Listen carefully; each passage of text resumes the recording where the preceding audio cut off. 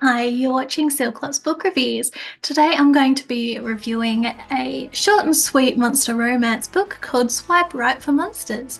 This is written by R. O'Leary and is unofficially the first book in a new series.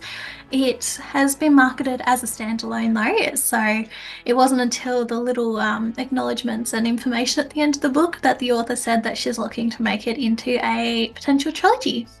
Enjoy! Swipe Right for Monsters, written by R. O'Leary. I read this book on my phone as the ebook, and it is the unofficial first book in a series, hopefully. We'll see how that goes. Okay, so the genre and the tropes for this small book is romance, reverse harem, paranormal, vampires, shifters, and dating apps, or a dating app. And how does the book compare with other books in this genre? I love a good monster romance, and add in the reverse harem genre and I'm sold. This book did not dwell on the dating app as much as others with this trope, but it was a fantastic way to introduce all of the characters and begin the story. And how does it match up to your expectations of the genre? So this is a fun and easy to read genre. I enjoy the different monsters and all of the different powers and personalities they bring to the table. The summary: download Monster and slither into your future mate's DMs. So tequila shots and dating apps don't mix. Celebrating the end of grad school, drunk Nicole thought it would be a brilliant idea to find a monster sugar daddy to help her pay off her student loans and help her fix up her rundown house she had inherited. Surely there was a rich vampire or gold-laden dragon out there who might have a thing for messy brunettes with threadbare sweatpants and a caffeine addiction. But in the light of day and her crippling hangover, sober Nicole thinks drunk Nicole was an idiot, especially now that her notifications are blowing up and 5 fanged hotties want to take her to dinner or eat her for dinner. It is a dating app for monsters after all. So the analysis, plot and theme. Oh, I'm struggling to speak today. So after finally receiving her PhD, Nicole and her friends decide a night of celebration is in order. But after one too many tequila shots, Nicole lets her friends talk her into a somewhat bad idea. Why not let a bunch of monsters help her pay her bills?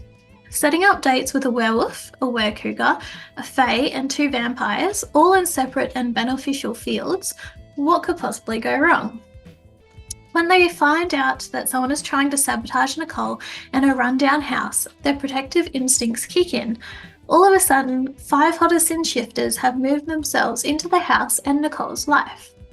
But can their budding relationship weather the storm about to unfold? So pacing, emotion, ending, and plot holes. Although this book is a little over 300 pages, it is a relatively quick read.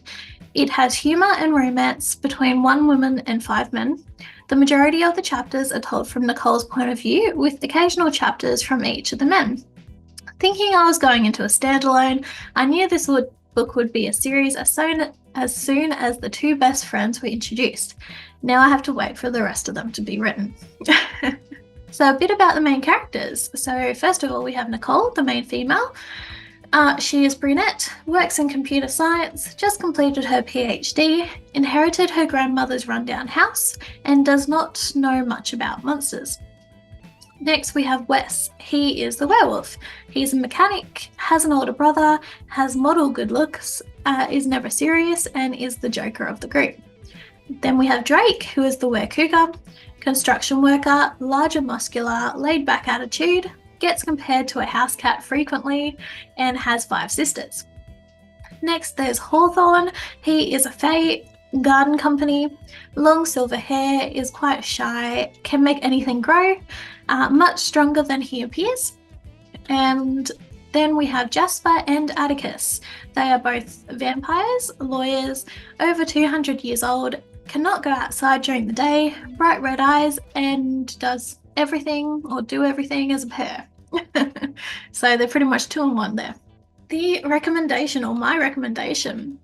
I love reading books with multiple monster species that make up a harem.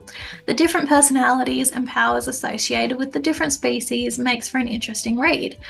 This was another highly enjoyable romance book. It was easy to read with a happy ending for the main characters and a few laughs thrown in. It also had an opening for the best friends to get their own books in the future, making this a first book in a trilogy. And I gave it 4 out of 5 stars, another fun and enjoyable multiple monster reverse harem romance. That's a bit of a mouthful. um, it's more the different species and what they can, their powers and what they can bring to the table that I find fascinating in these. Like, of course, the romance is fun and I like to read it, but it's finding out everything about the different species that I absolutely love, and that's what gives it the higher star ratings in my reviews. There you have it. That wraps up my review for Swipe Right for Monsters, written by R. O'Leary. I hope you enjoyed it. Definitely go check it out, and yeah, come back to me and we can have a talk about it. Thank you. Bye.